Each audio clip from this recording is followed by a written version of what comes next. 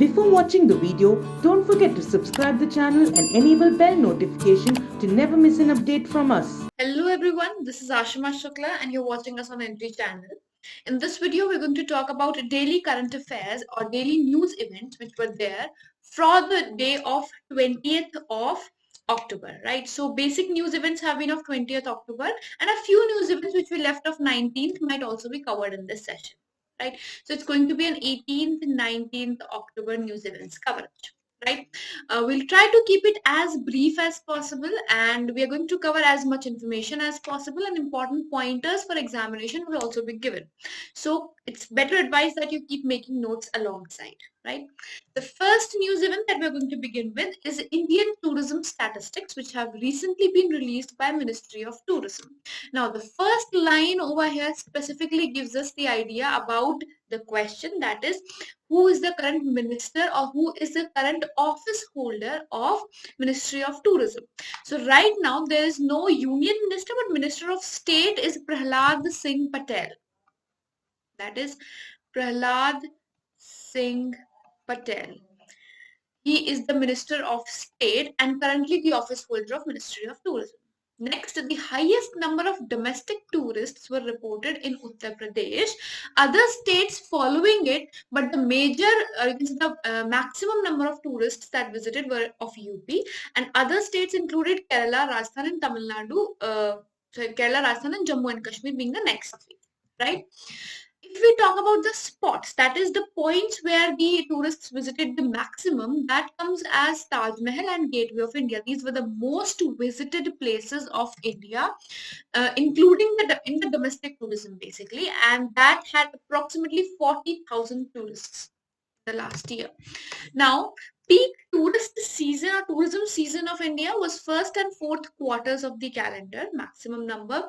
And if we talk about the main countries from where people were visiting India, or the tourist countries, they were Bangladesh, US, UK, Sri Lanka, and Canada. These are the five top countries from where the tourists were visiting India. Right. Apart from that, in 2019, Global Tourism Index was released. Now, this Global Tourism Index is a biannual report. Right, it is a biannual report. That is, it comes out every 2 years. So in 2019 it was released, and that is why is going to be important, because in 2020 it's not going to come. According to 2019 report, India had ranked at 34th position and it had improved. Like in 2017, India had ranked at 30. No, it had ranked at 40. Yeah. Before it was at 40, it had improved to 34, and that is why it is an important one. Right? So if we take pointers of the possible points where questions can be framed from, if we have a look at that, the possible framing of questions can be: first, who is the Minister of Tourism or who holds the office of Ministry of Tourism? Second, where were the highest number of domestic tourists visited, or most visited tourist place? Third, what was the rank of India in the Global Tourism Index 2019? Fourth, the top spots for domestic tourism. Fifth, where is Taj Mahal? Sixth, where is Gateway of India? Individual questions on the location of these monuments or any other static information related to these two monuments can also be asked. So we are counting it as fifth and sixth, that any information from the history of it or from the formation of it or its importance or location, anything can be asked. And seventh being any country from any news from the tourism sector of these countries, right? Because they were the most visited source of tourists, right? All right, now we are going to talk about the second news event, that is India-US to sign the BECA Pact. Right now, India and United States hold the 2+2 dialogue. Right now, this is going to be the fourth 2+2 dialogue between India and USA, and this is going to make the basis of the final military pact that is going to be signed between India and USA. Till date, there have been three 2+2 dialogues, and in all the three, some or the other pact was signed, which encourages the military of both the areas. So this is going to be the fourth and the last of the military pacts between India and USA. as per the 2+2 dialogue. Now, what does BECA stand for? BECA stands for Basic Exchange and Cooperation Agreement. And what is this exchange that we are talking about? This exchange is for geospatial cooperation. So what will happen in BECA Pact is that it will allow India to use the geospatial maps of United States of America. Right now, there have been other 3 pacts which have been signed. What are those pacts? They are GSOMIA, which was signed in 2002, then LEMOA in 2016, and COMCASA in 2018. Now we'll have a brief look at what these are. GSOMIA was the one which allowed the countries to share intelligence gathered by them. So any movement which has been gathered by either of the countries, that would be shared between both of them. This was GSOMIA Pact. So if India is going on any operation and United States has certain intelligence on that, it is going to be shared. This was GSOMIA, which was signed in 2002. So it will provide the framework. So according to GSOMIA, this agreement had the framework about how the information is going to be exchanged and what sort of information is going to be exchanged between countries. Then we have this LEMOA, which was about logistics. So LEMOA stood for Logistic Exchange, and in this, both facilities were to give access to each other's military facilities. That is, refueling or any replenishment is required, or any sort of help is required in logistics and refueling. That will happen according to LEMOA agreement, right? After that, the next one we have is COMCASA. COMCASA is for transferring a highly sensitive communication security equipment from USA to India, and this is valid only for 10 years. So that means it was signed in 2018 and is going to be valid till 2028 until and unless it is renewed in middle, right? So it is going to help the armies of both of the countries to transfer the sensitive information about all the security equipments between or information exchange between USA and India, right? So that is the important 4 pacts. Fourth one is going to be signed recently or in the coming time, and the rest 3 are described over here. Next is India's first multimodal logistic park is finally going to be constructed and is going to be built in Assam. So first thing that is important is where is it going to be built? First question, and that is it is going to be built in Assam. Next one which we have is the ministry. So it is going to be this multimodal logistics park is an initiative which is going to be developed under Ministry of Road Transport and Highways. Now this the Union Minister of Road Transport and Highways, that is Nitin Gadkari, he had laid the foundation of this logistics park and it is being built under this. So this can be the second point of question, right? Now, third point is under which initiative is this going to be built? So it is under Bharatmala Pariyojana that it is going to be built. What is a multimodal logistics park? It is basically to provide direct connectivity through all the modes of transport which are possible for us, be it via rail, via road, via air, via water, any mode of transport that can be used to connect people is going to be done in multimodal logistics parks. Right. It will also have, warehouses also are going to be there on the ways. This is what this project is about. Right. So improving the road transportation or improving the connectivity and transportation is the basic idea. Next, rank of India in Logistics Performance Index was 44, which is important because this report was published in 2018 though, but it is important because it tells the place of India after this multimodal logistics park is going to be fully established. Right? Now, what are the possible questions in this? We'll have a look at that now. First question is about where is the first multimodal logistics park going to be built in India? That is in Assam. Second, who is the Minister of Road Transport and Highways? Third, under which ministry is this logistics park going to be developed? Fourth, which yojana or government scheme is this going to be implemented? Now, this Bharatmala project was launched in 2017, so that is also important. It was launched in 2017, and the main purpose of it was to provide better highways or more number of highways, better connectivity, providing expressways and inter-corridor routes, all of this with a target of 2022. Target year was 2022 for Bharatmala Pariyojana. That is important. Starting year and ending year, both are important. And then we have is about the index ranking, and the next thing is who published this index. So this index was published by World Bank. There are approximately 7 questions possible, or approximately 8 questions possible via this slide, right? Next, we'll have a few one-liners. RPF, Railway Protection Force, has launched Meri Saheli initiative on AP Express or Andhra Pradesh Express. Now, what is this Meri Saheli initiative? This initiative is to provide security to women in trains. So, this initiative was launched recently, and the first that we are doing is in Andhra Pradesh Expressway that runs from Visakhapatnam to New Delhi.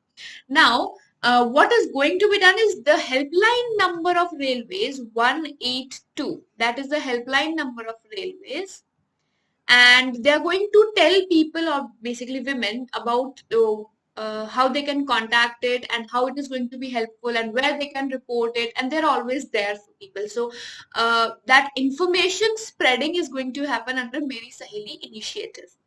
Next, Singapore is soon to become the first country to use facial recognition to pay taxes. So this initiative is first time in the world that face is going to be used, or facial recognition is going to be used.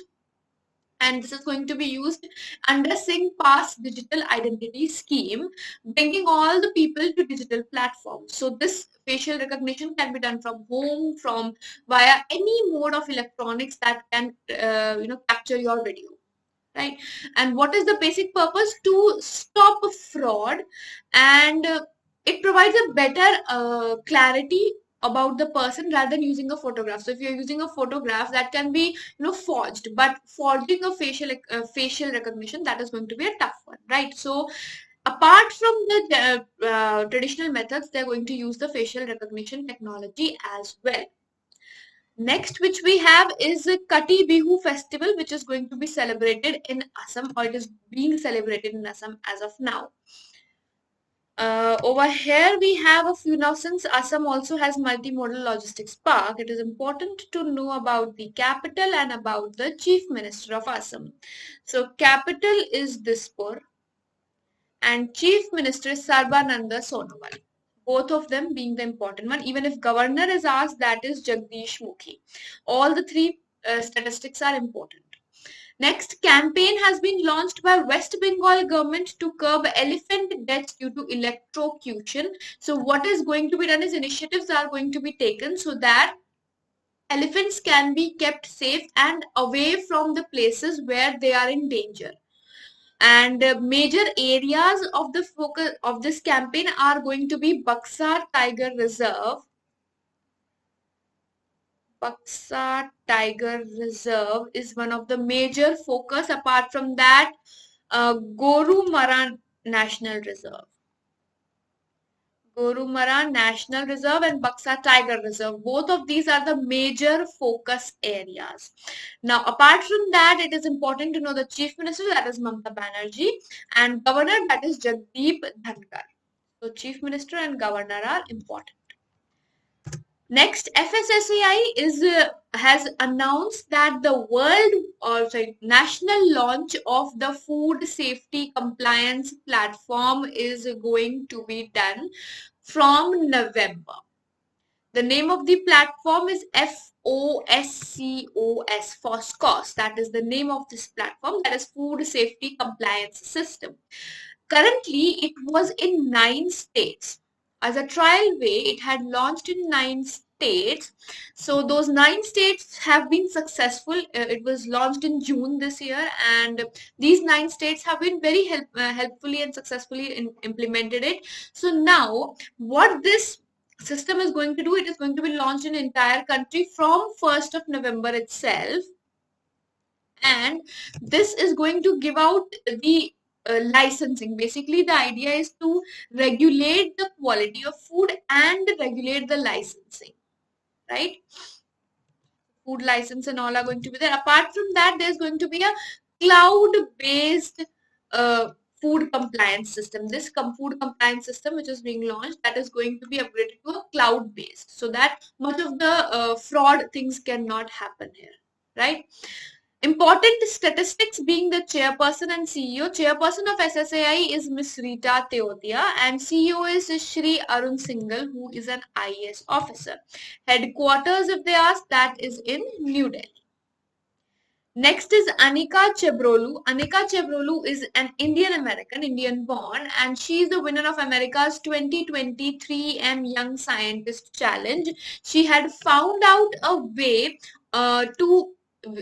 which can help us to stop the spread of COVID-19. So she has developed an antiviral drug. She's just 14-year-old. She's not much old. She's just 14-year-old, and she has developed an antiviral drug for COVID-19. That is why she was awarded the 3M Young Scientist winner. And where is she from? Though she is an Indian American, but she is from Texas. Right. Now, Bombay Stock Exchange has joined hands with Telangana government to help MSMEs raise equity funds. Now, this is an important one. Bombay Stock Exchange has joined hands with Telangana government along with Global Linker. So, it is Global Linker, BSE and Telangana government going to help Telangana government raise equity funds for micro, small and medium enterprises. Right. Now, important things are about Bombay Stock Exchange. Where are the headquarters? That is in Mumbai. And the chairperson, Vikramjit Sen.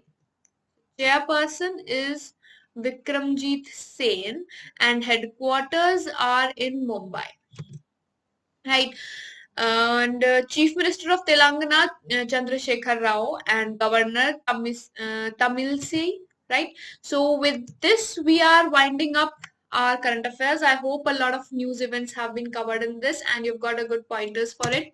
For those who want to practice the questions of it in its original format, you can go or you can download the Entry app from the Google Play Store. Over here you will find the daily current affairs segment. Over here we post questions daily. On daily basis, the questions are posted, 10 questions, 1 mark per question, and the timing is 6 minutes. So it's average time which is taken, and it is going to help you keep in touch with the quality of questions and the quantity of questions covered, and keeping a time track as well, right? So analysis is going to be there, answer key, everything is going to be available. I hope you like the video, and do subscribe to the channel for further videos. Until then, goodbye, take care, and have a great day ahead.